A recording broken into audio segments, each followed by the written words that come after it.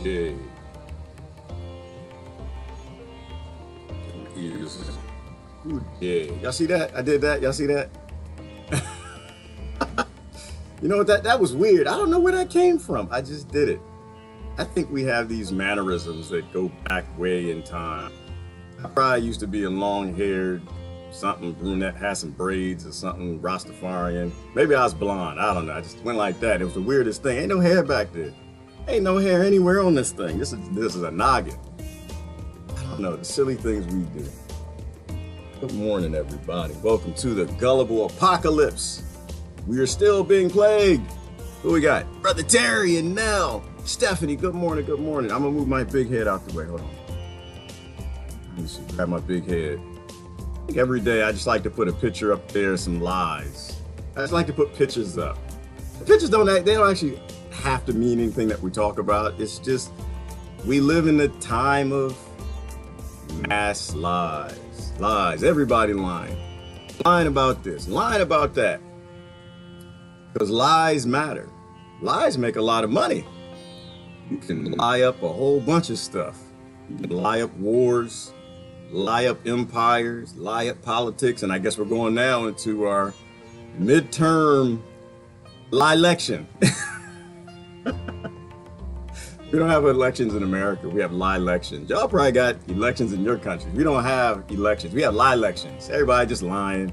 Side lies, that side lies. We're gonna help you. We're gonna save you. We're gonna help you. And the billionaire just pulling all the strings, laughing at everybody. Lie! What is this picture behind me? That's a NASA rover picture. Always something, but NASA's lies are some of the most famous lies. I really love NASA's lies because they're more intriguing. NASA, it's just harder for them to lie because there's so many pictures. They have to airbrush stuff to, like, anytime they want to hide something, they got to airbrush it. So I like their lies. They're they're obligated to have less secrecy. Right? They still got secrecy, but they're obligated to have less. They have to upload some of the pictures that they actually take. But they still, so they're a little easier to spot in lies, I think. And plus, you go on the internet, there's just tons of stuff. As long as people believe that they're the only thing in the universe, it's easy to lie to them. And so people are very liable when it comes to NASA and space and spirituality. And, you know, we think we're the greatest thing in the universe. Between our beady heads and our beady heads between our little ears, we're the only game in town. We're the only intelligent thing in the universe. And meanwhile, I'm looking, trying to find intelligence, like, where's it at? Where's that? So anyway, that's just the background. I think it's a rover picture, one of the rovers. And they take all the pictures, they upload them, and you got all these people on the internet. They start looking at the pictures, looking for things that don't match, things that don't fit. That's what today is like in the lie apocalypse. I don't look at this stuff that people call political. I don't call it political. You just look, and you look between the cracks. That's what the news is. You're always just looking at the picture. What doesn't fit? What are they saying? What are they not saying? How does that relate to my country? How do I put my finger? How do I lick my finger and put it in their ear? How do I, like, destabilize the lies that they want to put out? So I don't have time. I used to actually look at these pictures. I used to love it. It's a great pastime, but I can't do that anymore. It takes a whole lot of time. It's easier to watch the news and, like, think about what don't they want us to think about? What's going on with our people worldwide we need to pay attention to? So one of the things I was looking at this morning is they were burning flags, and where was that? Hey, who we got? I'm sorry, I had to bring comments up. They were burning the UK and the Israel flag this morning. Well, no, it wasn't this morning. In some place, and y'all might know what this is. I've never heard of this. This is in Derry.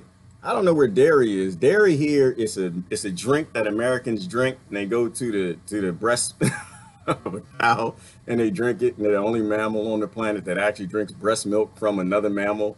We won't even go there. That's more of that, you know, between our beady little head stuff. But there's a place called Derry. It was interesting because it looks like it's a festival or something. If y'all know what this is about, but this got me thinking along the lines of, how do you feel when someone burns your nation's flag? How do you feel? Does that make you feel upset? Does that bother you? Does it discombobulate you? Does it make you mad and angry? Does it make you want to fight? Does it get you upset at whoever's burning your flag? Let me show you this picture. Let me see if I got a good screen. Nah, that's a bad one. Hold on. Let's go. Let's try this one. This one might work. All right, it's in the background. Bring it forward. Because flag burning is important.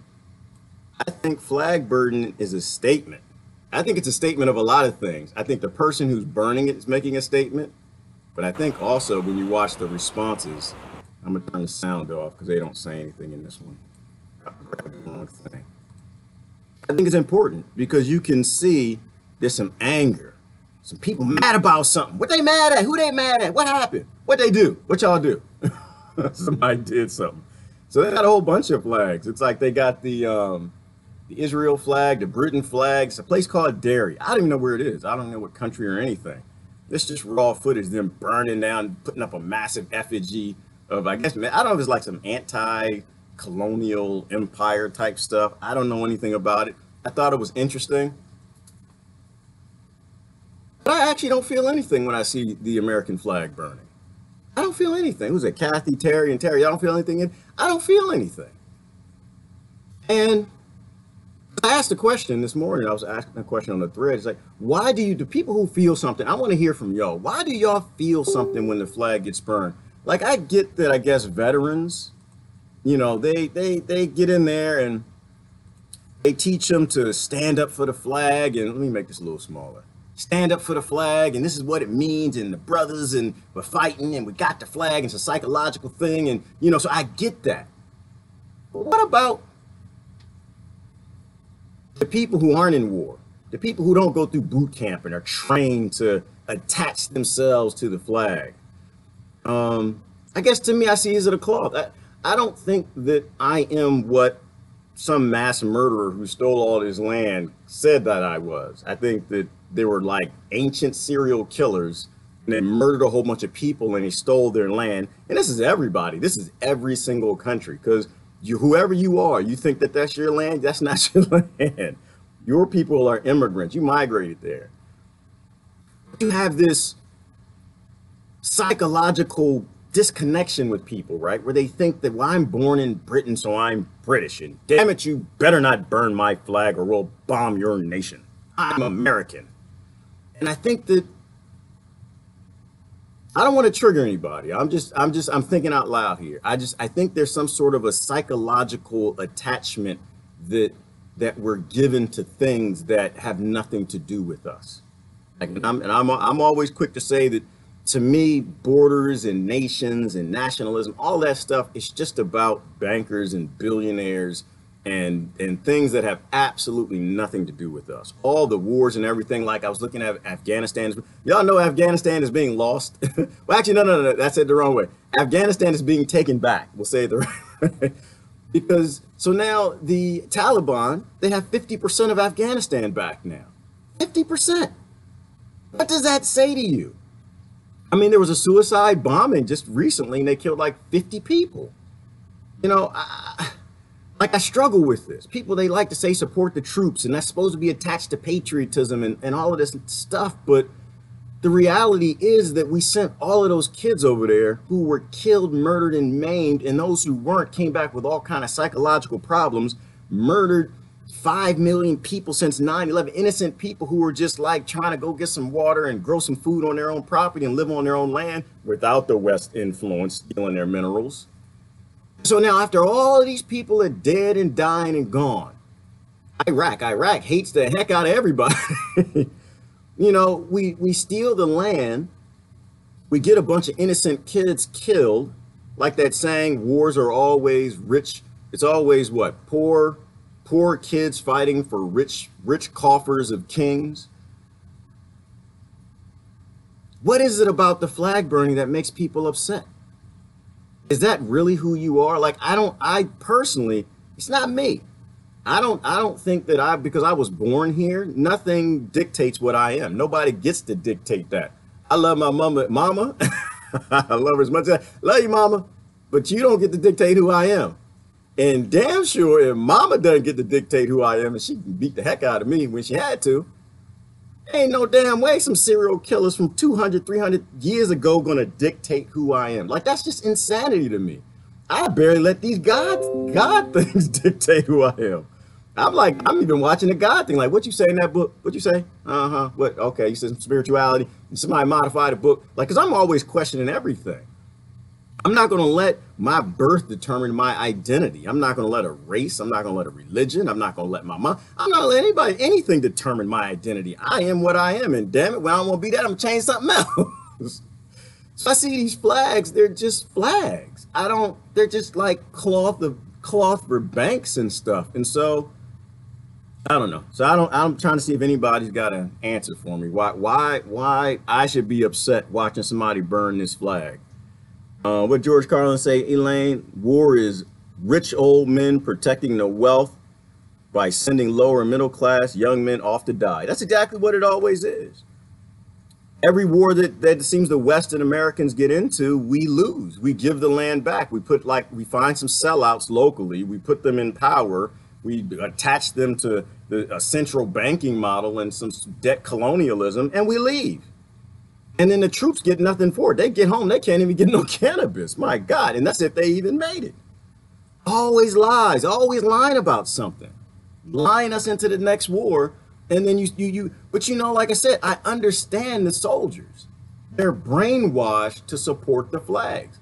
Why are people who eat breakfast, lunch, and dinner, go to Starbucks in the afternoon, live a good life, why in the hell are they attached to this nationalism, this flag thing? You know, like even somebody said patriotism, but even with patriotism, I don't know about your country. I can tell you my country that the government doesn't respect any parts of the Constitution. Like they none of it. Like not even the corners of that is written. None of it. Not even the signature lines. They don't respect it. And so if you're a patriot, then you realize there's a coup in your country. Why in the heck are you still like backing up the flag? That bothers me. But anyway. I don't understand that. So a lot of interesting things in the news. That was one of them. Let me see. The previous comment was supposed to say nobody can own the land. Yes, Crystal, and nobody really should. You know, when you own the land, then that means that creatures can't migrate. If the creatures can't migrate, that means banks make a lot of more money, right? Like what are the borders really about? Like I know for emotional people, because it's our emotions and our gullibility that get us in trouble. There was actually a good one. I didn't know this, but I guess with the whole European Union thing, they're open borders in Europe. I don't know if y'all knew this. I didn't know this. Oh, that was interesting. The taxi cab stuff, that was pretty interesting. There was there are countries in Europe that you just travel between, and there's no borders. I've only been to London, so I can't tell you what's in the other parts of Europe. But they're thinking about putting borders between, there you go, Germany and, where is it? Germany and somewhere else. Oh, look at the dog. Ain't he pretty? That's a pretty doggy. I hate commercials. Look at this. Hein is a bustling German town lying next to France and Switzerland. People from the three countries mingle in its markets, and from a distance it can be hard to tell them apart. But while supporters of EU integration welcome such thoughts, some people in Berlin are concerned. A senior official of the Interior Ministry has spoken publicly about whether it's time to reintroduce border controls, all part of his boss's migration master plan. We remain a liberal-minded country, we remain a humane country, and we remain a country which grants protection to those who need it. At the same time, we want to eliminate the abuse which also exists. But how significant is that abuse? In the first 5 months of this year, more than 18,000 people were detained trying to enter Germany illegally.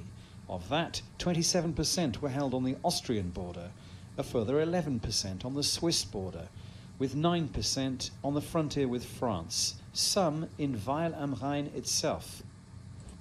So I'm going to stop there. I'll show you the rest later if y'all, I'll post the link. But so, they're thinking about putting more border control between these countries, between France and Switzerland and Austria. Apparently, you can travel between them. A lot of European nations, they don't actually have to have borders. Why do we have borders? Why? Well, that's the wrong question. I don't know why we have borders. I'm going to ask, why should we have border controls? Why should there be any control at your actual border? Why should we restrict human migration at all? How does it make sense to a poor person? Right? How does it make sense to the middle class? How does it make sense to, how does it even make sense to the mid and lower upper class? It has absolutely nothing to do with them. It's all about control of movement of people and gathering taxes, right? That's all it's about. Why do we care? Why should I care? Why should anybody care? Why should there be anybody employed at any border anywhere for any damn thing? Oh, I know one reason why. I know it, like Afghanistan. I know one reason why. Because if you're around, if you're in somebody else's country and you're murdering them, somebody might get a little pissed off and they might come across your border and educate you that you should not be in their country murdering them. I think it's a communication issue, right? Because that's all that is, like a suicide bomber. Here's my belief with suicide bombing. So the Afghanistan suicide bomber, when somebody is willing to kill themselves, that person's trying to send a powerful message. Okay? If they're willing to kill themselves, that's when we need to be all ears and figure out what the hell did we do. I'm not saying you should open the borders, let suicide bombers in. I'm not saying anything crazy like that. I'm just saying, shouldn't we be like progressing towards a world that doesn't have these things? Why should we be like reversing it back up? And in my country, of course, they're gonna say, yeah, you're talking about the right. Well, that's the right patriotism. I don't believe in that. But it's not just the right's drama. It's your drama too. The drama on the left. It's y'all too. Because we can't have important conversations because you're dramatic too, right? Because like I was thinking the other day, politics, all politics have become anymore is just means of getting means of getting naive people to not focus on profit. That's all it is. It's political and it's dramatic. None of the politicians do anything for you, me, and anybody else. They do it for themselves and they do things for the corporations and other actual citizens of the world. That's poor people. We're not citizens of any damn thing. So they don't do anything for us. They have these dramatic topics and they'll put them out there and they'll like trigger your nationalism and your birth identity that some person you never know actually gave you. Meanwhile, you're changing your name that your mama gave you. But you embrace all the identity that the colonizers gave, which just boggles my mind. I have no idea how that happens. So it's not just it's all sides. So I see it on all sides of all of these politics where people who don't know who they are and they've accepted what they lucked up into, and you can get them to fight. Like I think we have a drama gene. Like maybe they figured out just how to tap into people's drama gene and make them just do dumb things and say stupid things. So they tap into your drama gene because you can't watch Guiding Light and Hillcrest and Falcon Crest and all the drama shows during the daytime, the soap operas, and they've made politics a soap opera. And so I think that's what it's become for a lot of people where they're cued in because it's their daily drama. You know, whatever's happening in life isn't doing it for them. They got this job, they got this going on, they're doing this and doing this for the kids, drop them off at daycare, go to work, boss, yell, scream at whatever. And they have this one chance during the day where they can show their outrage and they turn on their politics and they can be dramatic about some immigrants. They can be dramatic about Russia, dramatic about Trump phobia, whatever. And meanwhile, they get nothing out of it other than the ability to show how childish they are, how detached from reality they are. Afghanistan borders are protecting the opium crops. Exactly, Terry, and yeah, you go. There's a good point. The opium trade, right? Not small opium farmers, but big opium farmers, right? So that was one of the main reasons of the Afghanistan war. It was to pump up the opium. The Taliban didn't want the opium. They were burning the fields. America was like, oh, hell no, we can't have that. How can we lie to people and get them to go in Afghanistan and do some dumb stuff and risk their lives so the pharmaceutical industries who are working on the,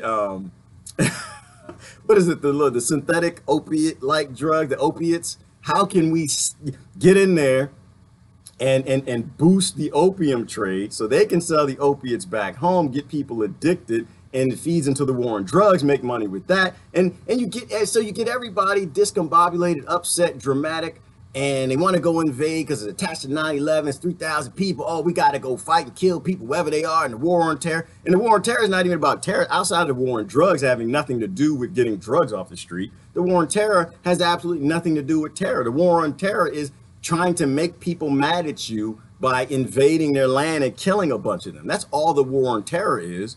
And then you can roll out a police state in your country and a country and other countries based on this fantasy idea, this dramatic lie that there's some terrorists that are out there to get you. Like the war, why is the war on drugs even still here, Terry? You know what I mean? Like, why are we even still fighting the war on drugs? The war on drugs, the only purpose of the war on drugs is to put kids in prison. You know, because you got industries that make money off of that. You got the pharmaceutical drugs that people are selling. And like, you get scared because you see the kids they put in prison. They send armed men to your door to put you in prison. And so adults are like, you know what? I'm not going to take the natural medicine that actually heals my body and has no side effects that we've been taking for over 5,000 years, the things that naturally work well in my body. And I'm going to go to the pharmaceutical industry and I'm going to take the synthetic crap that's killing everybody. And 80% of it has nothing to do with healing anything. It's completely about treating side effects. And so it's a business. It's a complete business. And it's made off of the scarce countries you live in and these poor kids and farmers who just want to grow natural medicine. So everything's a lie. Everything's a lie. And so but the borders is another part of it. It's all dramatic. There is no significant gains in any of it unless you're some sort of a billionaire or trillionaire. It's all pointless. Money and taxes, borders, let me see, money and taxes, borders and census made Joseph and Mary traveling to Judea while pregnant for the emperor. Thank you, Jimmy. Yeah, you just put it out there. That's why I always like to say Jesus is an immigrant. Jesus was an immigrant. Jesus was an immigrant. Jesus was an immigrant. We should make a song out of that. Jesus was an immigrant. Y'all better hope Jesus is not trying to immigrate to your country right now. We're gonna be in big trouble. And so looking at the news, there's a lot of that, right? They're ramping up the war on drugs in one country that was. I forgot what country that is. Because people buy into these concepts, and once you get these sellouts in government over other people in these countries that we invade and destroy that tell us or can't say anything because they've been deleted now off of Facebook because of Russia-phobia, and you blaming Trump for everything that your president was doing too, and every other president has always done. They get the sellout governments to do anything they want. So the Afghanistan government, the Colombian government, the Venezuela, Guatemala, I think Venezuela, they're backing out of that. They're like, oh, hell no, we ain't going with y'all. You can get them to do anything you want. So they roll out the war on drugs. Why? Because it's a profit model. So now we're selling prison locks and gates and guns and equipment, and you're destabilizing small communities, impoverished people, and you just create this industry instead of people just growing food, eating and taking care of their neighbors. We've become these monoculture automatons that spread our sick culture throughout the world. And I can't figure out why anybody would want to attach that identity. I don't understand that. It makes no sense to me. You know, but I think it's fueled on a lot of this stuff based on these flags. Based on these flags and what other people tell you what you are as opposed to what you actually are. You know, and then they do stuff like, ooh, this was kind of bad. Now I want to go there. I want to go, okay, well, now I got to get, there's a brother with some good analysis. The death toll from a suicide bomb attack in the Afghan capital has risen to 48 and is likely to rise further. That's according to local health officials. 67 others were injured in the attack on an education centre in a Shiite neighbourhood of Kabul. No one has yet claimed responsibility. This comes after reports of at least 45 security personnel being killed after the Taliban attacked a military camp north of Kabul. Local journalist Sultan Faizi reports. I'm going to stop there. They want to go through that. I want you to look at this brother's analysis towards the end.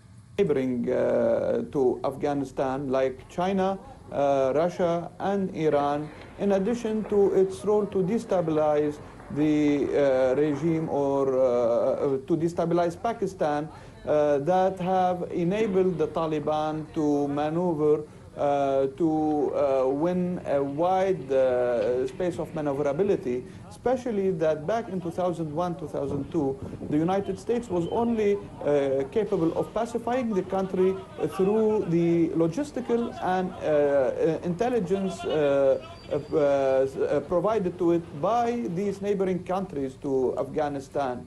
In an attempt to fight terrorism. So now that the United States is antagonizing all these countries, in addition to its withdrawing economic support to the Afghani government due to austerity measures in the United States, I believe that this have given the opportunity to the Taliban to strike back and to take control of wide areas of Afghanistan. We're seeing some critics draw parallels between Afghanistan and the now infamous US campaign in Vietnam. Is that something you would agree with? Do you see it too?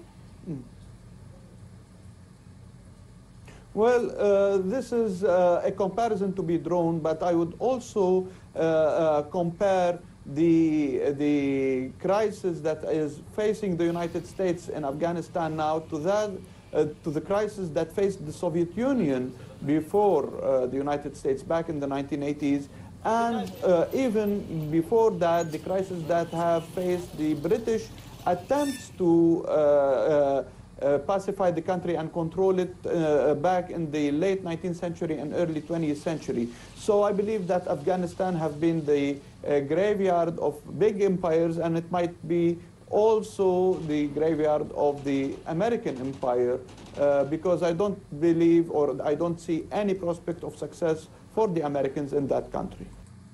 At all. At all. And I want to stop there.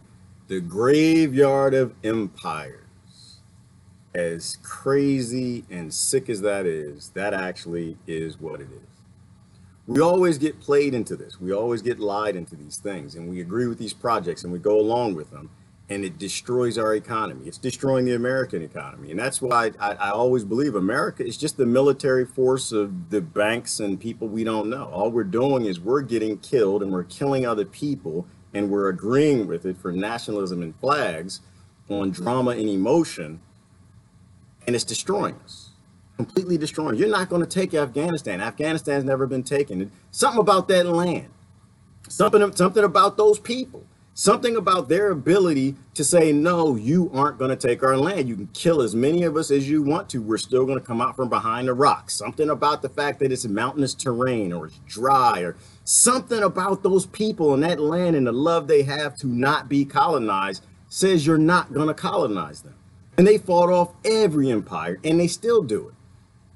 We shouldn't be there, you know. And outside of that, the other nations are pulling away from us. And so they're saying, because we don't maybe have the intelligence that we were sharing with the Afghanistani sellout government that we put in place, that now no one knows what's happening on the outside of the borders. We don't have the intelligence. We don't have the insight. And so now they've taken half of Afghanistan back. What do you say to somebody's mother, a soldier's mother, a mom who lost his son, who signed up because they wanted to fight for him? They want to defend America.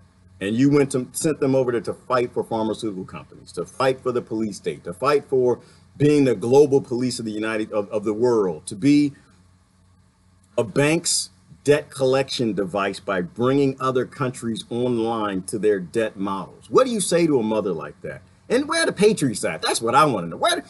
Why do the patriots always have to fall in line with the kings and the lords, no matter how evil they are, no matter what they do to your neighbors in these wars? Where are all these people who are supposed to be patriotic, supposed to be standing up for the Constitution and standing down their government? Why are people who believe in the Constitution, a lot of the people who talk about they believe in the Constitution, are standing up for they always stand for the presidents. The last president was a constitutional lawyer. You know, why is that? It's because we don't know who we are. We don't know who we are at all. I keep going back to spirituality. Like I had a great conversation yesterday with these two ladies. One was a nun and one wasn't, but they were from a church. Actually, they were from a church, and one was a nun. And we got into this deep conversation talking about things are changing. You can feel the spirituality, people you meet. In fact, I think Buddha, you said it the other day too. We were talking about that, where you meet people and they just get it. Like you can see it in the eyes, and sometimes you can feel it, like, you know what, something's changing.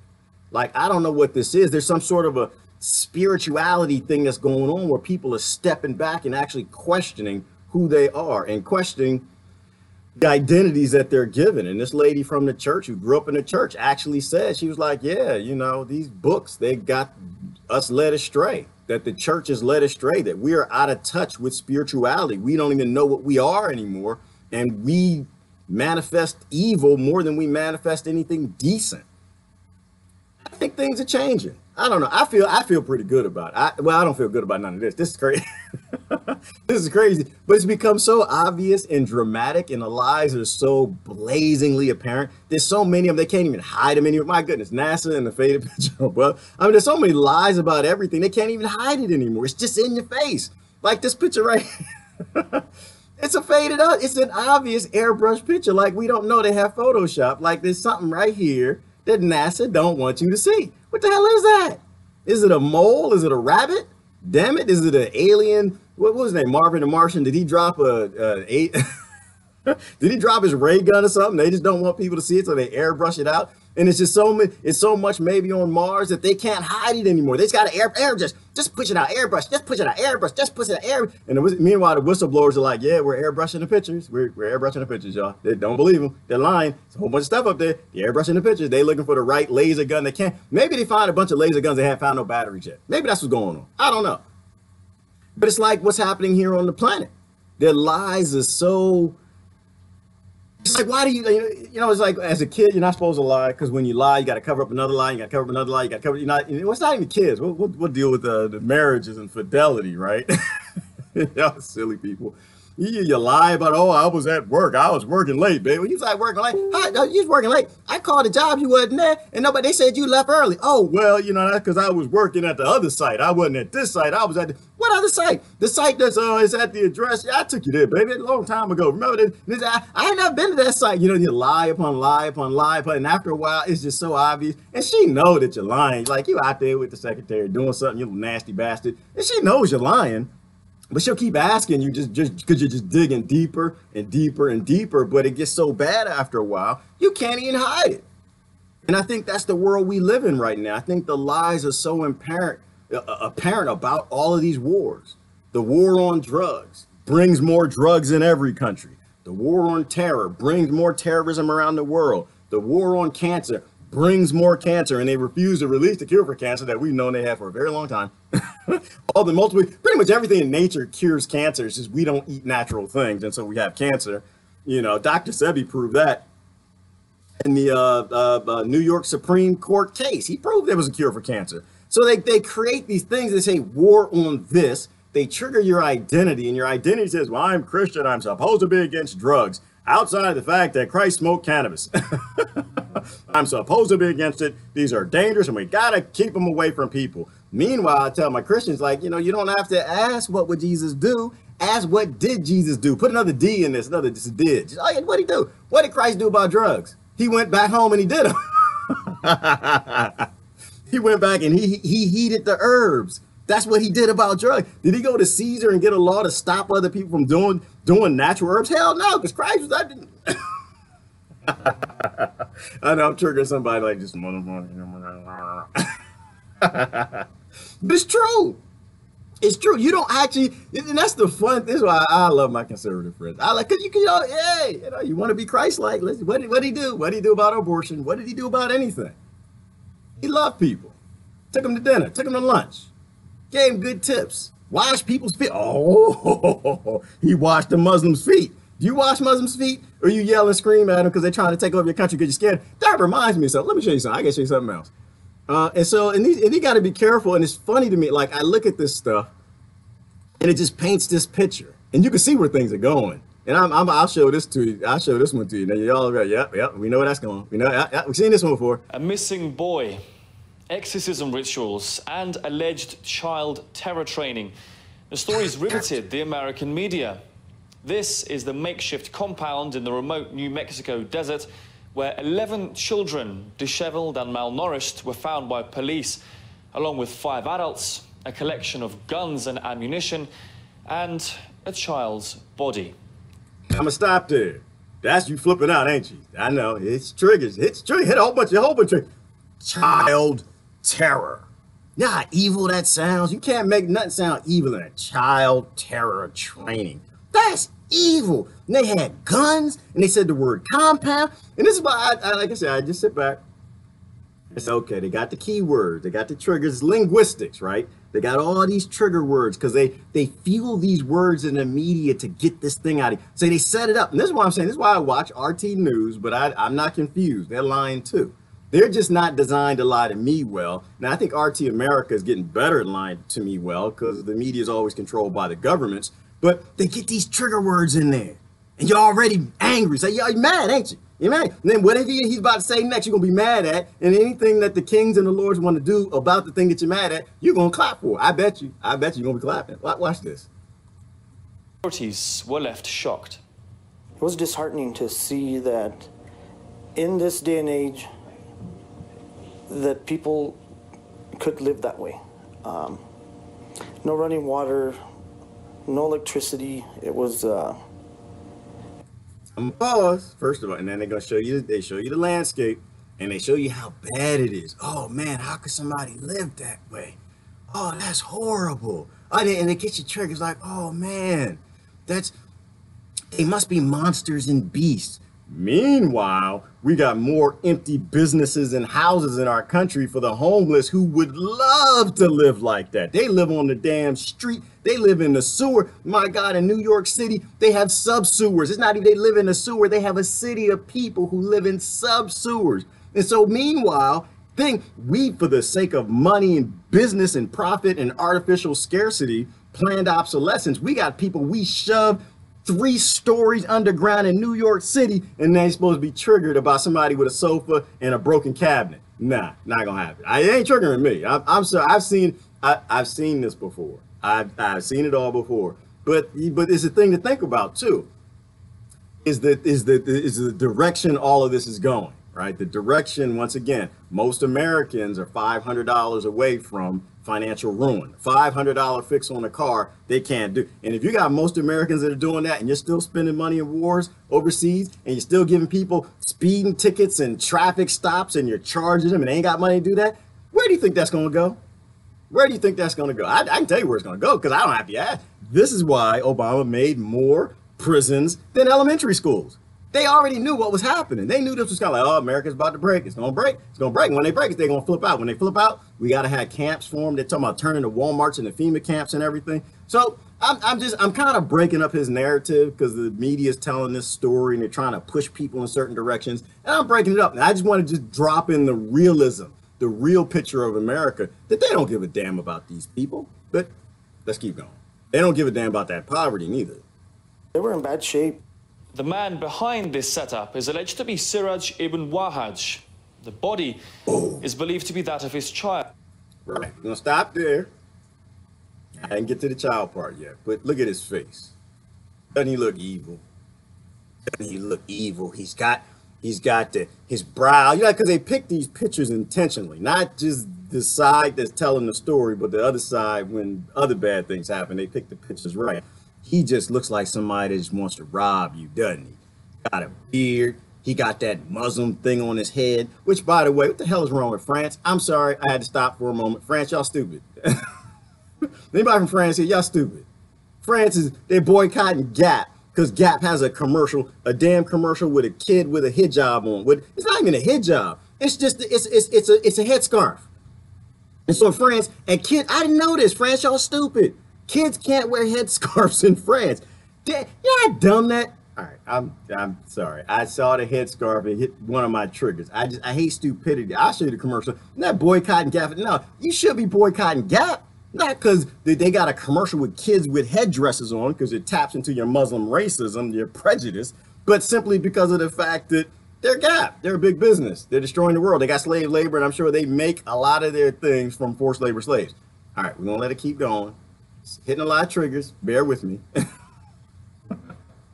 Abdul Ghani Wahaj, although the corpse is yet to be identified. Siraj abducted his son, who was severely ill, before taking him to the compound, to the horror of the mother. I'm really missing. I'm missing him. I miss my husband and my son here. Prosecutors say the children, now in protective custody, received weapons training with a view to committing mass shootings.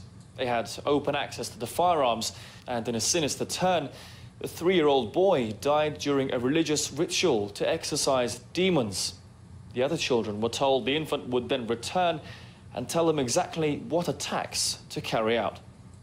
Stop there. You see where this is going? You see where the only piece he didn't say is towards the end. I'll post the link. You can watch it. It says the kid is going to come back as Jesus and tell them what to do. Hitting all the triggers. If it's not, because I know you're sitting there like, oh, it's Muslim. Because there's so many identity things that are happening here. It's insane. This is all literally insane. But of course, now the Muslim face in America, it doesn't. Let's go back to the picture. Y'all see the face? Who the face look like? You see where this is going? They're always taking this to a certain place. Always taking it. And so now you had Obama who made the prisons. You had Trump who bolstered out the police. And what's going to happen? What happens next should be obvious. They're triggering the slow emotion. This is this Eddie Bernays stuff that they were talking about, propaganda, and slowly walking us into accepting who is the terrorist, who is the bad guy, who is the evil people, instead of the businesses that are the evil people, the systems, the wars, the lies, everything that we do. But they're walking you psychologically, whether you know it or not. Even me too. Is why I laugh. Why I laugh, because I don't believe none of it, and I want to make sure that my subconscious isn't taking any of it in. Because you could be real tough, say, you know what, I know what that is. They're just trying to paint a story because they want to turn me against my neighbor and make me think that people who look like that, it doesn't matter. Your subconscious doesn't give a damn about what your conscious mind thinks. Your subconscious, it's just data. It's data. Like, even me, I'm laughing about it, but the reality is it's already in there. It's too late. All the little evil triggers, stole a baby, lives in filth, monster, training kids, terror, all of these things are in there. And my subconscious is like, that guy bad. Anybody look like that guy bad. Then it builds up this fear. And this is why, who was it, Jamie Foxx, who said something real important, real intelligent. He said there's racism, and then he said there's perceptionism. And this is how, and I'm gonna get upset on that. But how do you think you get somebody who hates their own skin, like Trevor Noah? How do you get someone to a place where they eventually are like, you know what, Aboriginal women are ugly? How do you get them there? Is you slowly program their subconscious to do or think however you want them to. He was raised in a nation and programmed a certain way. Same, you're raised in your nation and you're being programmed a certain way. This is why another reason that the mainstream, you can't have a mainstream media. It should not exist. All media has to be completely broken up. There can't be any central power. There really shouldn't be any central power in anything. You can't have a single point of failure in any system. Used to do the engineering, software engineer. You can't have a single point of failure. Because when you have a single point of failure, when that fails, everything fails. But it's the exact reverse for control. If you have a single point of control, where you've got 6 people who control most of the mass media, then it means those 6 people can determine how you think and what decisions you'll make based on what you think. That's that Eddie Bernays stuff. And that's what you got to pay attention to, is you're slowly being programmed, whether you know it or not. We're always being programmed. And that's why I stay away from my nation's news. I do the best I can because I know they have all of this subliminal stuff in there for me that I don't want to get. Self-aware you are, Gerard. Kind of rare. Kudos. Thank you, Rebecca. I don't think I am. I think that I'm just questioning stuff, Rebecca. That's all I'm trying to do. I'm trying to trigger people to say something. That's what I want to do. Because when people say things, I get smarter. You've seen things I haven't seen. You've been places I haven't been to. You have experiences that I need to take in, and I can't get any smarter unless I somehow figure out how to get people to say things in ways that makes me smarter. That's why I'm using everybody. I'll be honest with you, Rebecca. I'm using everybody. I'm doing a psychological study on the world, trying to make myself smarter. That's all I'm doing. I'm trying to get people to talk, and I'd love to do it in a way that people actually do it like adults. They do it maturely, and they're allowed to say the things that they need to say without triggering. And we don't have to agree with anybody, but we take it in and we pay attention to it. Let me go back. Let me see. I made a comment about this, wondering which party this is most likely at the bottom of, or it's most likely at the bottom of this. Someone said we shouldn't look at it like that. I said, actually, we should, but everyone else is like, nah, we can't go there.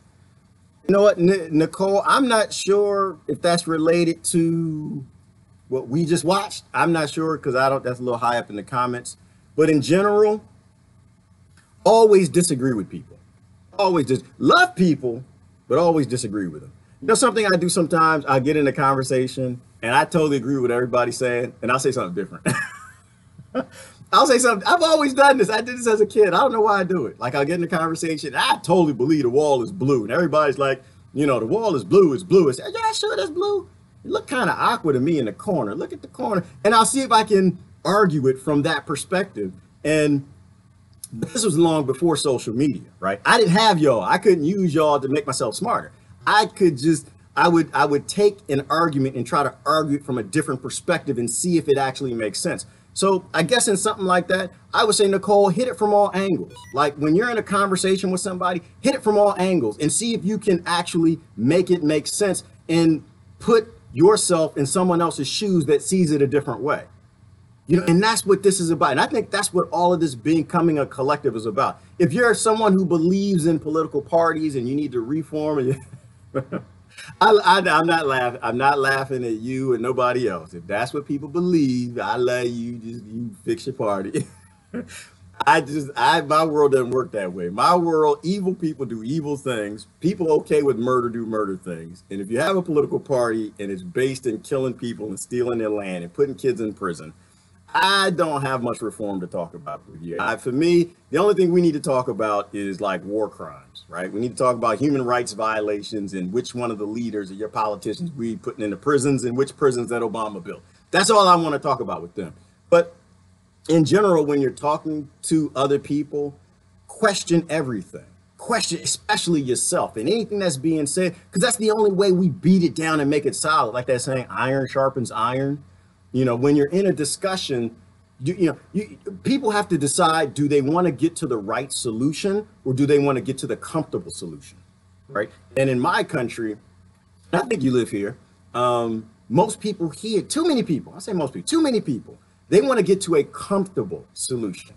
And that's screwing everything up. That's screwing everything up because what's comfortable to America really sucks for the Congo, right? What's comfortable to France really sucks for Afghanistan. What's comfortable to the UK, it really sucks for somebody else. And so we have to, but that's the spirituality part of it, right? That's that part of trying to really get back in tap with what we are and our relationship to everybody around the planet and the fact that we all are cousins. And that's why I can't do politics. But that's kind of what I was thinking on that one. Western Europe in general has a huge increase in sexual crimes. I'm not against Islam, but you can ignore the extremes of the culture. Oh, no, I guess you were trying to say you can't ignore the extremes of the culture. Brother Jay, I have to disagree. we only disagreed on 2 places. All right, we still disagree on 98% of everything else. Well, I don't say I disagree. I just think that I don't know the culture of Islam, right? I don't know it. I don't know it because I don't think it exists. I don't think that there is one culture of Islam. I think that people are different everywhere you go. Like in my country, there's no culture of Christianity. There's not. You got people dancing with snakes, you know, and then you got the priests raping kids, just trying to carry the ash and grabbing their butts and stuff. And then you got the... you got the Baptist church, everybody singing, clap, dancing, getting faint, fall. Like there's so many different cultures. You got some of them that believe in abortion, some of them don't. You got the gay churches now. So I don't think there's a culture. I think humans are humans, Brother Jay. I think, and I believe like the neuroscientists who say those things about scarcity and like when you raise people in violent environments, they become violent. You know, so I think, and everything that I see, and this will be my evidence, you know, and again, it's limited. It's limited. You got better information, somebody give it to me. It's limited. But everything I see people who are in Afghanistan doing, I see Americans doing. Everything, now maybe not to a certain degree, like, well, I don't see no suicide bombings. Well, America's not being invaded. If America was being invaded, you see it a lot more. But I see suicide by police every single day. I see people out there suicide by police. My goodness, I'm not even going to the video I saw yesterday, but because I I don't see anyone else doing anything different. I think human beings are just human beings. That's all. And I think our environments turn us into what we are. We attach to these identities, and the identity has nothing to do with who we are. I think it's the rearing. So I totally, you know, and I'm a critic of academia. I'm a critic of professionals. But when they say things that make sense based on all of my understandings, then I go with it, right? And it makes sense to me. Like I was in a good discussion yesterday with this brother, good brother. Unfortunately, he's at the end of his life, and you know he's got I think the doctor gave him 4 months to live, and I try to talk to him every day. I'm trying to pull as much of his wisdom as I can, and I'll try to comfort him as much. And he's good to go. He lived a great life, long life. But he said to me something that he said, I'm not really a smart man, not really smart. I come talk to you because you're smart. I said, you think I'm smart? I used to jump off the roof with a Superman cape. I'm not smart. And then he proceeded to tell me how all the things he did. He was a landscaper back in the 1960s, and he was making $200,000 a year as a landscaper in Philadelphia. And I'm like, you can't be a dummy and do that, right? You don't grow old being a fool.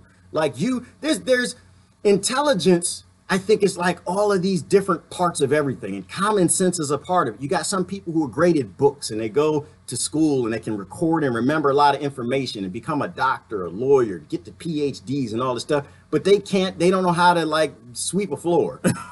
They don't have the common sense in how to fix a doorknob where you take a screw and take the screw out, put it in. So there's common sense, and then there's book smarts. And I think you put the two together, it starts to create this big picture of what intelligence is. But I think it all works together.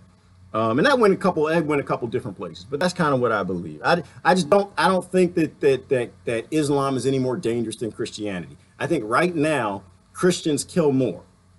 And the reason why people who identify with Christianity, they kill more. One, they don't read their Bible. That's number one.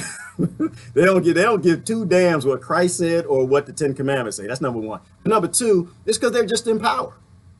That's all. If Islam was in power, they'd be murdering a lot of people too. Look at Saudi Arabia, right? They're murdering people they're murdering people all over Yemen, doing a genocide, and got the Christian governments with them back, and they're all arm to arm, right? Because the psychopaths, they don't care nothing about y'all's religion. You know, it's us who focus on religion. We're the ones who get lost in these religious identities, and we're told we're so great because we're Christian. That's how I was raised. We're so great. We smell good. Oh, we just love everybody. Jesus loved the little children of the world. Y'all sing that song, right? We grew up singing that song. And as an adult, I'm like, no, Christians murdered any poor children of the world who live around oil and coltan and cobalt. That don't make no damn sense. Or y'all not Christian. Who sent me that video yesterday? Was that Sandra? Somebody? I can't say the name of the video, but it was like fake and Christians.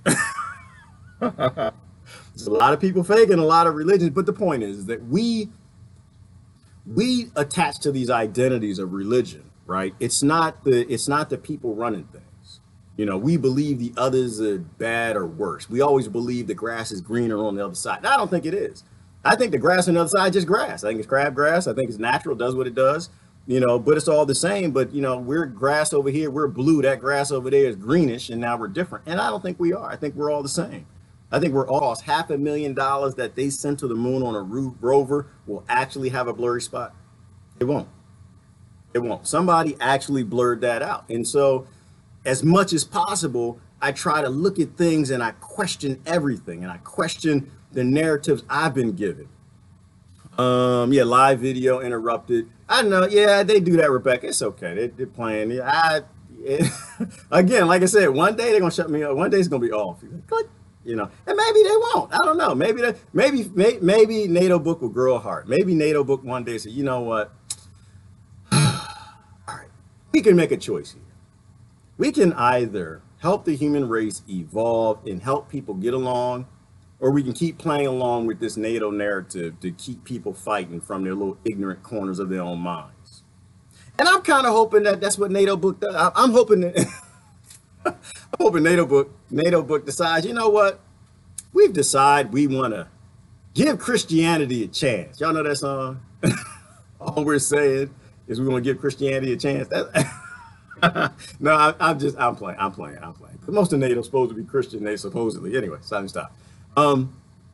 Maybe they decide that, you know what? maybe we should stop shutting down on people who are talking about peace. Maybe it'll work out better for social media if the world doesn't fall into a mass revolution and chaos. Maybe it makes more sense if people can afford to actually pay for social media. You know what? That brings something to mind. Oh, I did see something else I want to show you. I saw something else. So, because people, and I'm still waiting for somebody to tell me why money's staying. I'm still waiting. Nobody told me yet. I keep saying this. Nobody listens to me. Like, money ain't staying. No, money ain't. I had a great conversation about that yesterday with somebody too. Money's not staying. Money is going away. You can talk about MMT. You can talk about Bitcoin. You can talk about some new currency. You can go back to greenbacks if you want. You can save all the dollars you want and shove them in a bank account. The fact of the matter is, money will not exist in the future. It won't. Not for you. Not for you. Money only exists to give humans compensation for their labor. When the robots and the software are doing all the jobs and every day they take more, so every day the value of human labor goes down and down and down and down. And robots don't work for money. Robots don't look. Let me show you something on the robot topic. Because we all, you know, people just, we don't think long enough into the future. And that's why I'm not interested in politics. I don't care about politics. The other reason is because I'm looking at the future and I'm like, we all gonna die. I didn't say G-O-N-E. I said G-A-W-N. We all gonna die. All of us. Because there's no reason for money to exist anymore because the robots are coming and they're not stopping. And so I was talking to somebody about it yesterday and they hit me with the, oh dang, what is that? They hit me with the, well, my job is solid, you know, my job, and I don't know what he did. My job is exclusive. It had something to do with some little accounting, something, whatever. And I'm just kind of like, well, yeah, but you know what? Every day that your job that's so solid, every day that somebody else loses a job, what do you think those people are doing? They got two choices. They either get poor and go to prison, or they go back to school and they learn to be an accountant. And so the value of your job that's so solid, every day it drops in value. Every single day it drops in, because the robots are coming. Look at this. And they don't even hide it. They put it in your face. Music. Because it's fun. Come around. That's Michael Jackson. Look at that swimming fish. Robot fish. Take the fish job too. Look at that. Look at it swimming around the boat. Why are you gonna buy a real fish? Robot bands. Look at that. And they're not gonna miss a note.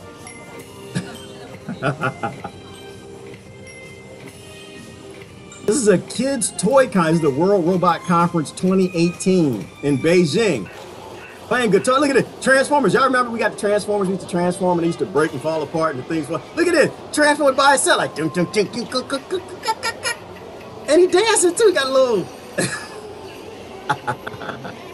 I learned it to the kids. Look, kids, isn't this fun? You don't even have to draw anymore. We got robots that'll draw for you. These are toys. Toys. Keep telling me, bro. Keep telling me the money's gonna stay. Who's gonna buy this stuff? Who? All right, I'm not going too far down that road. But who's gonna buy this?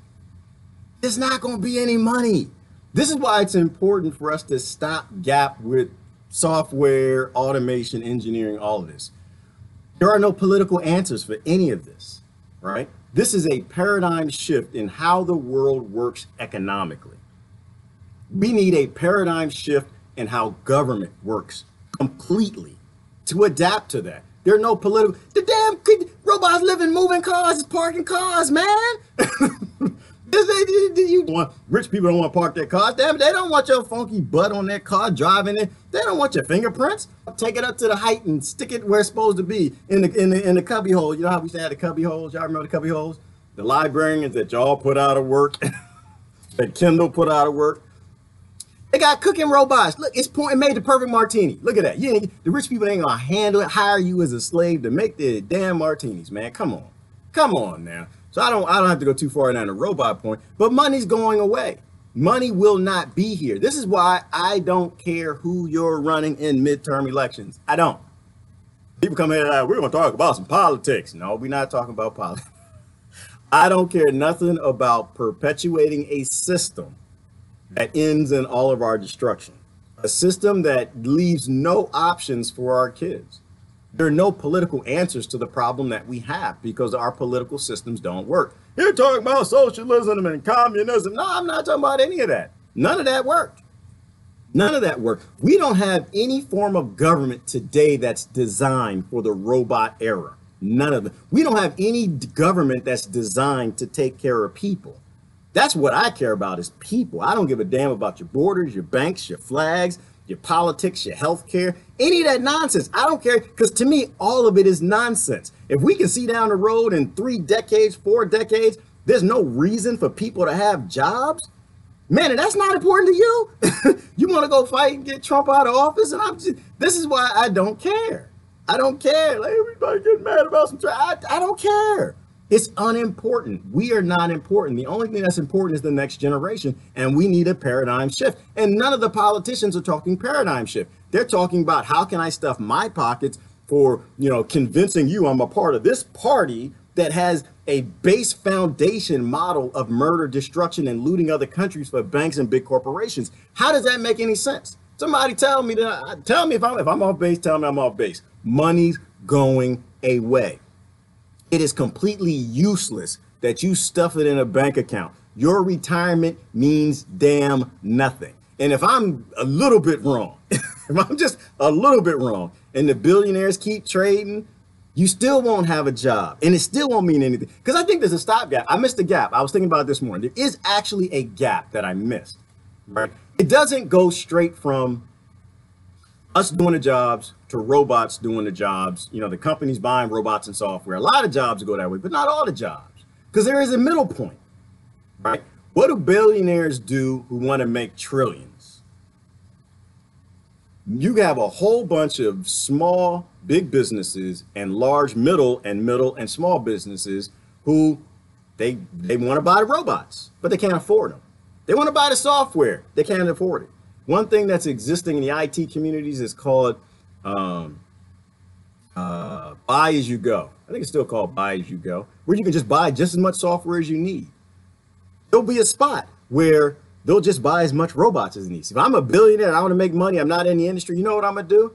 Y'all, I'm gonna look and see who wants to have, who's upset, who's in the union. I don't know, what does somebody do? Who's in a union? Say it's the accounting union. I can buy a whole bunch of accounting software, right? And when y'all go on strike, I can loan it to that company, right? So think about the tree. Think about the tree. You know that the tree planting robot? Did y'all see the tree planting robot? Almost awesome thing. I can buy a whole bunch of tree planting robots. I can just keep them. And when y'all go on strike, or it's not even when you go on strike, I can say, you know what? I'm going to rent my robots to you. How much do you pay each employee? Oh, so you pay each employee $80,000 a year for this landscaping service, whatever. You know what? You can rent my robots for $20,000 a year. And I'll make big money. Why? Because there's no need for health care. There's no need for no sick days. They'll work at day. They'll work into the night. They'll work in the rain, and they'll plant every tree and uproot every tree that they need to. So I think there's a middle gap. You're going to have the outsourcing of robots to these billionaires that got the money that buy the robots to do your job for cheaper, because your business, it can't afford to replace you. It's got 5,000 of you. You can't replace 5,000 of you overnight. But a billionaire can buy 1,500 robots that can replace you overnight. They got the money, the robots exist, and it's just a matter of just waiting for you to get upset because you're not getting paid enough. Money's going away. In politics, all it is people who are just getting dramatic and emotional and fighting over something that is no longer going to exist. The world is shifting, and we have to shift how we think with it. We have to completely shift if our kids and our grandkids, our nieces and nephews, if they mean any damn thing to us, we have to shift how we think. We got to stop thinking tribal. We got to stop thinking with identity. We need a paradigm shift. That's my point. French media reported Putin hunting tigers. Truth was, it was tranquilizing for conservation purposes. Ish. I know. That doesn't surprise me. That doesn't surprise me at all. I think it's funny. It's funny. Because that's what they do. They trigger you, right? They'll report it in the media and they trigger you like, oh, he's hunting tigers. And they flip out and they start having marches and flags and signs and stop killing tigers, you monster. Russia did it. Russia, Russia, Russia, Russia. You know, and meanwhile, the truth comes out and nobody pays any attention to it. No one pays any attention to it, right? After the truth comes out that Putin was trying to conserve the tigers. Because it's too late. That ship done sailed. People are flipped out. They're emotional. They're watching General Hospital. They're mad because John cheating on Sarah, and they're just flipping out. And after that avalanche of emotion starts rolling down the hill, the drama gets to going. You can't ever pull people back. Can't ever pull people back. People they shut down. They're not even psychologically prepared to deal with the idea that was Putin trying to save tigers, because they've already built this picture in their mind. Eddie Bernays propaganda that Putin is a bad man. Putin likes to kill and murder and has no respect for life of tigers. And now he's just evil. And if you put anything in their head that says the opposite, they just shut down, right? They play us all the time. All right, let me go back to some comments. Let me see. Mary said, I figured it out. I didn't figure anything out, Mary. I didn't figure anything out. You know what I figured out, Mary? I figured out we need to do Forrest Gump. We need to run. We need to run. That's what I figured out. We need to either run, we need to go find a new planet, or we need to shift the paradigm. That's the only thing I figured out. I haven't figured nothing. I figured out, damn it, it's a hole. We keep stepping in it. Maybe we need to stop stepping in this stupid politic hole. Maybe it's nothing in that hole for us. Maybe we should step over the hole, create something new, and avoid this. Stop looking to politicians for answers. Exactly, Jay, because they have no, you know what, exactly, you know what their answers are, Jay? Their answers are, we're not going to change anything. Every time they say something, that's what I hear. Well, what we're going to do is we're going to put together a model and we're going to make sure that this. I'm like, you're not going to change anything. All you're doing is you're going to perpetuate it. You're going to keep it going because you want to retire. You want to be hired. You want to be one of the last people who the robots take your jobs. You want to hope that you can sell out hard enough so that the billionaires will pull you into their guild and you'll be in the in club. That's why they don't have any answers, because they don't know what to do. You can't look within a broken system to fix a system. You can't. Nobody who is beholden to the system will fix it because they need it. Why would they fix it? How does that make? That's like going to the DEA and getting them to stop drugs from coming in the country. Why the DEA gonna stop drugs from coming in the country? Why? Why the hell would they do that? They like to eat food. They like grass. They got to pay a mortgage and drive a car. They see the new Ford F-150 they want to get. Why in the hell would they stop drugs from coming in the damn country? This is why every time I read a law, and this is why I stopped reading laws, every law that I read, they're always about making businesses out of the problem. They get people emotional on the problem. Oh, it's a problem. And they come up with a way to pay a corporation to fight the problem. The corporation makes money on the problem. Why in the world do they fight it? It's like the war on cancer. Say that they have no answers. You know, our answers come from within. Our answers come from us. Exactly, Nicole. Continuing the status quo. That's what they're about. Our answers are getting more in tap with what we are.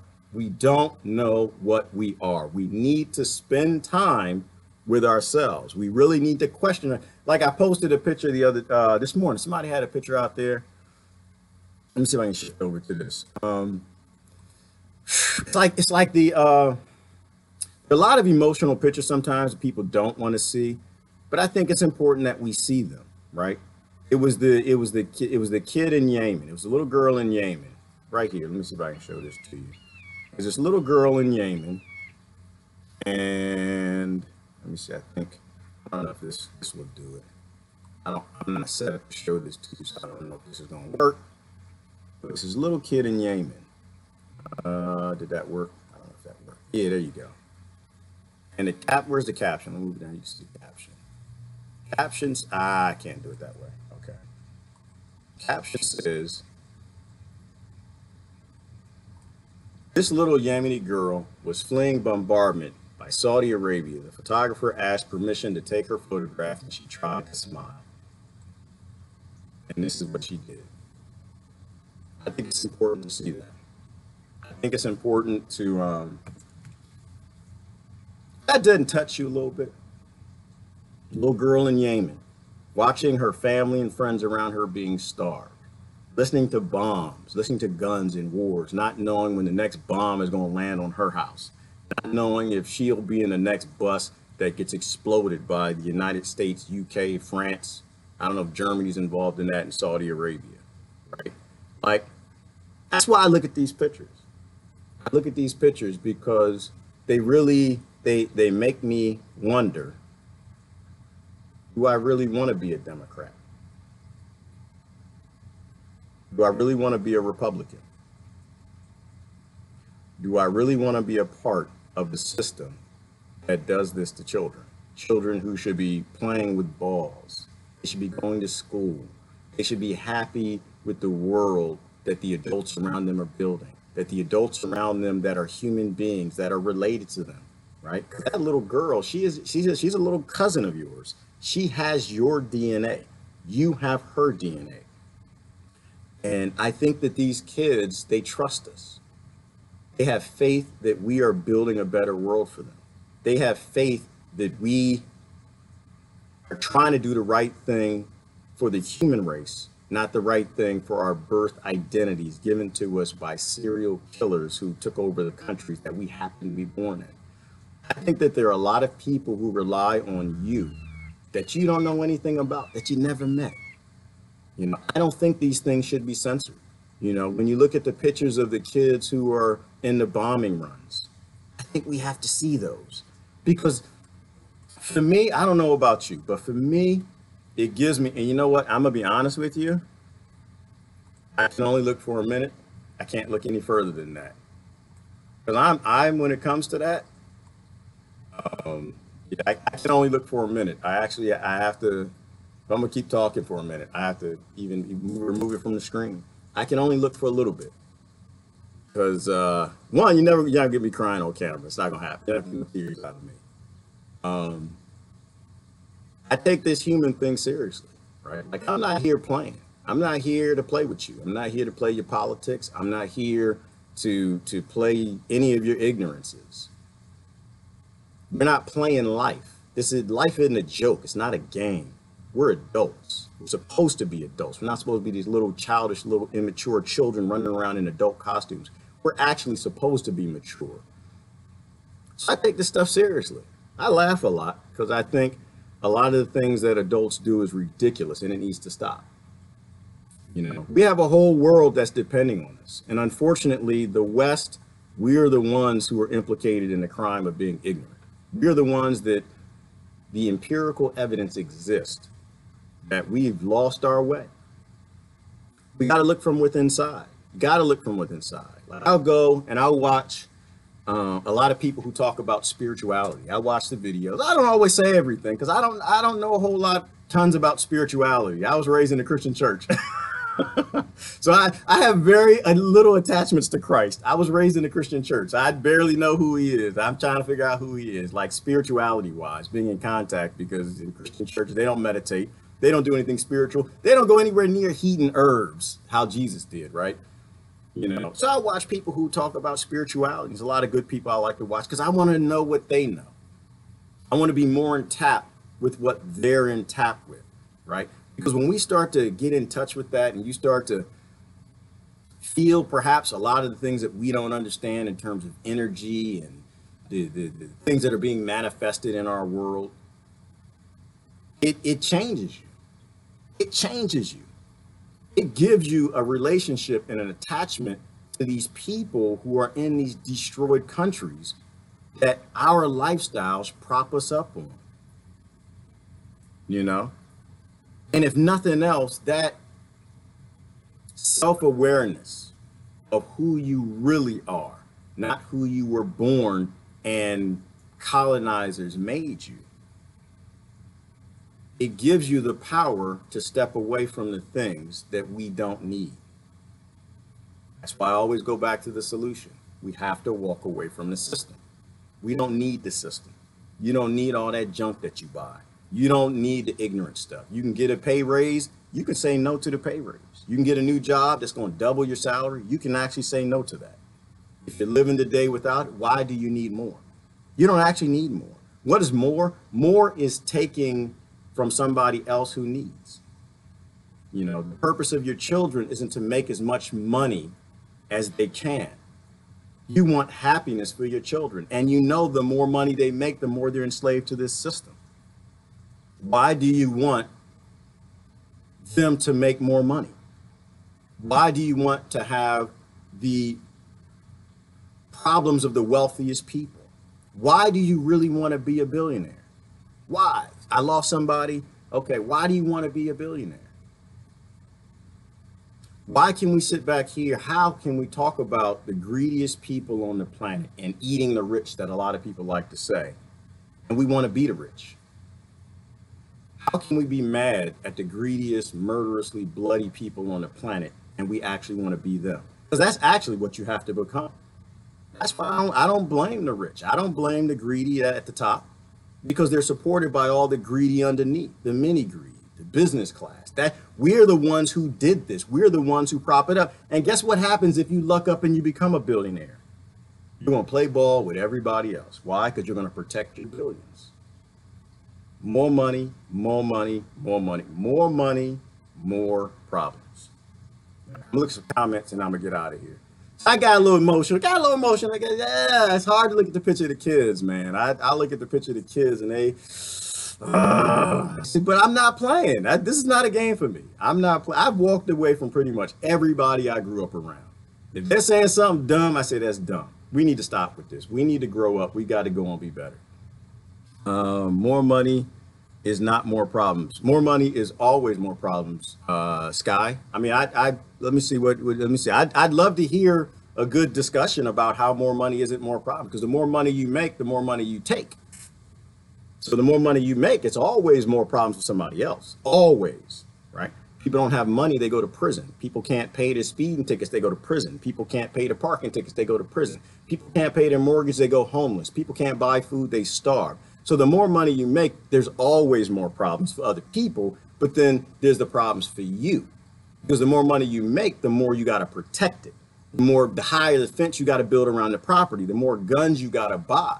You know, the more you got to be okay with sustaining the systems that hold the money that your banks sit in. So you got to be okay with the wars. You got to be okay with destabilizing other nations and murdering other children. You got to be okay with dropping bombs on buses. Right? So more money is always more problems for everybody, always, because money shouldn't exist. Money should have never existed from the very beginning. That was one thing that Christ taught. He's spot on. Actually, I think everything Christ taught, he was probably spot on. I think everything Christians teach is probably just lost because Christ never said none of that.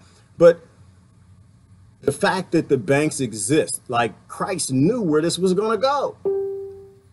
You know, I mean, greed, and it's not even a Christian teaching. It's not even a religious teaching. It's an understanding that greed always does this to us. You know, when you can take more than what you can use, you're always going to hurt other people you shouldn't hurt because they're your family. You're related to them. If you can earn money, you can help more people. I know, Sky, and that's the trick. That's what we always tell ourselves. That's what Oprah told herself. Right? Oprah came from some of the worst environments possible. If I remember her story right, Oprah's uncle used to rape her. I think was it Oprah's brother who used to rape her? Something crazy like that too. She came from the worst backgrounds. And now Oprah has billions of dollars. Nobody knows, well, I don't know anybody that is attached to that level of pain that Oprah was. And she made her money. She could end rape today if she wanted to. She got enough billions to do it. She can end scarcity. She can bring about abundance all throughout. Where did she grow up? Chicago. She can heal that anytime she wants. She can open up a grow facility to make sure that everybody in Chicago has food in abundance, which means that there will be no scarcity and all of that will go away. Why doesn't she do it? These are the questions we have to ask ourselves. Why doesn't she do it? What is it about being a billionaire that makes your heart cold as ice? Where you can do a little bit of help here and there. You can do a little help in Africa, here, there. Because billionaires make their money off of scarcity. And if billionaires make their money off of scarcity, Oprah can't piss off probably the other billionaires. If Oprah wanted to help, she can't help. More money is always more problems. That's what I'm saying. We have to stop wanting to be the lords and the kings. We can't critique the lords and the kings if we want to be them. you know? So the more money you get, I don't think that you're going to help other people, because I don't think that we're capable of that. I don't think the system even designs you for that. Like Bill Cosby, another example. What did Bill want to do? Bill, oh boy, oh Lord, outside of the junk, I was just reminded what he did do with that money. Oh my gosh. But outside of that, he was going to buy, before we realized what he was doing, Hollywood knew, we didn't know, he was going to buy CBS. He was going to talk about all these good things and help people and uplift and all this stuff. And what happened? They murdered his son on the side of the road, didn't take a dime from him. I don't think you're allowed to change the wealth and the flow of billions of dollars. I don't think being a billionaire gives you enough power. JFK tried to do it. They murdered him and shoved him in a hole. Not even a president can fix this. Not even a president can do. So if a president can't fix it, a billionaire can't do it. So the idea that a couple $1 million will help us to undo the systems that are scarce here, it's not logical, because no one's doing it. No one's can do it because it's not possible. That's what I think. Let me see. That sound for me. Oh, okay. Well, they do that. That happens. A good leader walks behind his or her people. Exactly, Crystal. A good leader follows. A good leader follows the people. A good leader doesn't lead. A good leader follows. A good leader listens. We don't have good leaders. We've never had good leaders, because the system doesn't keep good leaders. The system destroys good leaders. The system kills all the good leaders, right? Like, you think about it, they always go. They always kill them. Sex abuse allegations by staff at the schools too. Right, Brenda? And this is what I'm saying. It's just, you know, we just have to look at the world for the way it is. And I know it's scary for a lot of people and they don't want to do it, because it's a scary thought that the world actually is this evil. But we're the adults, y'all. We're supposed to do that. We're supposed to peer into the closet. When the little kids like that are crying, we're supposed to go look in the closet and slay the monsters, right? Didn't you do that as a parent? Like, is anybody picking up what I'm putting down? This is what we're supposed to be doing. We're not supposed to be fighting with other poor adults. We're supposed to be saying, you know what? I have what I need and I got enough. I understand that this system is sick and I don't want it to continue. And so I'm going to do what I can to make sure I'm not attached to it. I'm going to raise my kids so they don't become little greedy bastards that want to be billionaires either. You know, more money, you don't solve more problems. Now maybe there's a difference between a donation. Like, I'll take somebody, a billionaire want to give me a donation. Give me a donation. I'll take it. Like I said, I'll take it. I won't keep it. I won't keep it because I know that what that'll do to me. That'll take my warm heart that pumps blood and it'll just make it cold as ice. And I don't want that.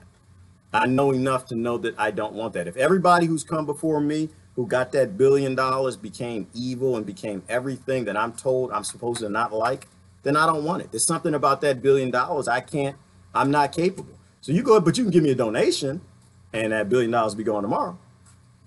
I'll throw that into food growth systems and I'll make food free everywhere. I just start printing them. Everybody got food, everybody got mansions. You'll see crime dropping and dropping and dropping and dropping and dropping until it's just totally gone. Totally gone. If it's frozen, you probably got to do a reset. You got to do a refresh.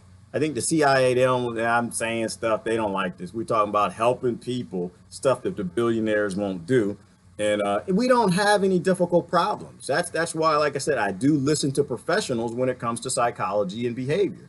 People do things because of scarcity. Scarcity exists because we convince ourselves it's okay. We make as much money as possible. We convince ourselves we raise our kids to make money as possible. And it's a scam.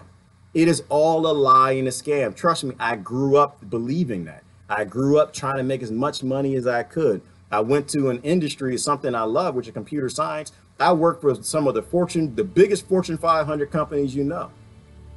And every boardroom I sat in, all they wanted to know is how to automate. How do I get rid of these people? And that's when I started to see the future is ugly for our kids. If we keep playing climb to the top of the pyramid, it's a Ponzi scheme. You don't want to have anything to do with that. You know, we have to tap into who we are. We're not these greedy mini bastards.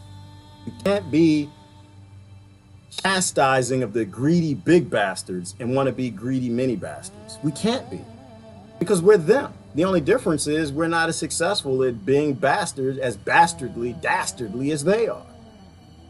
We got to look inside. We got to look back to our elders. You know, enough was enough for them. They didn't need, they ate as much as they could and they gave the rest away. They took care of each other. That's who we are.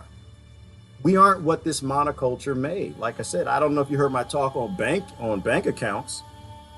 I forgot the name of them. I don't categorize these things, but bank accounts, all they did was replace our stomachs. There was a time where people ate as much as they could eat and they gave the rest away. They stored what they could in their stills for the next season, and the rest they gave away because they might have a bad harvest next year. They worked together as a community. But once you made a bank account, it made a stomach invalid. It made the fanny packs invalid, the pouches, and it made the rice stills invalid. It meant now you can store 30 years worth of wealth. A lot of people got to starve if you're storing 30 years of retirement in a bank account. And I think that's a mistake. I think it's a mistake. I think we have to go back to being big people. I think we need to pull the big drawers up, pull up the big panties, and just say enough is enough. I'm gonna live within my means. This is all I need, and I'm gonna go find things in life that really make me happy. Money doesn't make people happy. Trust me, I grew up around a lot of greedy bastards. Their kids committed suicide like everybody else's. Their kids did drugs worse than everybody else's. Their kids had some of the worst problems because they didn't have any pride. They didn't have any love. They didn't have parents giving them pride and love. They didn't have parents teaching them what they are. They had parents telling them that they're white and that they're black and that they're Christian and that they're Jewish and that they're Islam and that they're American or they're UK or they're French. And it's all a lie. All of it is a lie. It's always been a lie. That is not what these kids are. We don't know what these kids are fantastic and phenomenal. You don't teach them to have pride in something that was an accident. They accidentally were born in America. That doesn't make them American. Ooh, Ty said blood is the real currency of life. And it is. Blood is the real currency of life. In some really sick, evil ways. Cannibalism was the beginning of all of it.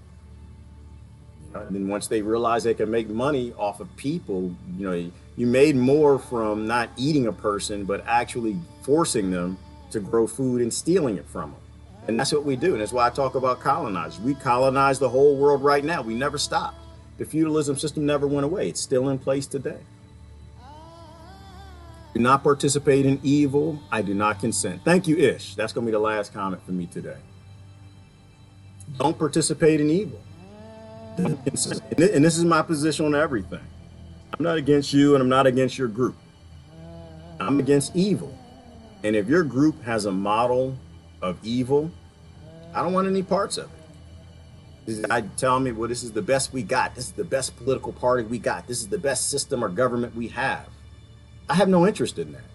If people are murdered from it, if people die from it, I have to do it because I can have my tears and I go away. If your system does this, oh, that's the wrong one. That's my ecosia. Hold on. If your system does this, I keep grabbing the wrong one. Can't do it right. Can't get right. Here we go. If your system is based on a model of forcing children to smile while they got tears coming out of their eyes like that, while they weep for people I don't even see or I don't recognize as human, I don't want to have anything to do with your group, your system, your ideology, your government, because I'm a human being. I'm a human being first before I'm anything. And what y'all do around the world is completely unacceptable on every level. And if you tell me that me going from $50,000 a year to $80,000 a year or 100 to 200, I'd be making a huge income if I stayed in corporate America. I realized that's not who I am. I realized I was lied to. I realized that little girl, that's a little cousin of mine. And I'm not going to participate in any system that envelops the evil as a model that doesn't prepare a future for her. So I got to get going. Listen, it was a great conversation. Thank you guys for joining. I appreciate your shares, your likes, and subscribes. You guys have a wonderful day. Focus on who you are. Think about who you are. And don't let your birth tell you what to be proud of. Be proud of your accomplishments. Be proud of what you're doing inside yourself. All of our fixes are in the mirror, and they're actually pretty easy. Love y'all.